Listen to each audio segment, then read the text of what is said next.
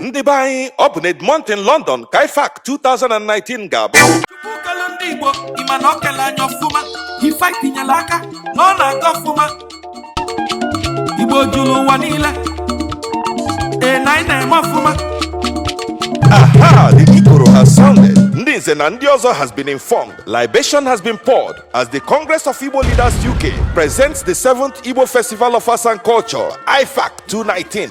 On the 13th of July 2019, venue Bununa Lee Valley Athletic Center, 61 Meridian Way, Edmonton, London, N90AR. This year's festival promises to be the best. We shall display the rich culture and tradition of Igbo people, dance and drama, traditional wrestling, display of cultural artifacts. Anyị na-akpọku ndị Igbo niile, ndị enyi anyị na ikwu na ibe, unu pụta n'ụbọchị Igbo Day bụ ụbọchị ndị Igbo na United Kingdom. Bịa were anyị unu nene mmanwụ. Ụbọchị ọ ga-akpọtụ bụ na 13th of July 2019. Ebe ọ ga na-akpọtụ bụ na Lee Valley Athletic Center, 61 Meridian Way, Edmonton, London, N90AR. Mmemme a ga-amalite site n'elekere anyị 11 nke ụtụtụ ma kwụsịkwa n'elekere anyị 8 nke mgbede. O ruokwanụ n'omume ewo n'ụwa m ọzọ aga m abụrịrị onye Igbo. Nwanne m, ama m n'otu a ka ọ dị n'ebe ị nọ. Isi na ịbụ onye Igbo amụsiri gị ike, Igbo na-eme ọfụma, Igbo na-edozi obodo.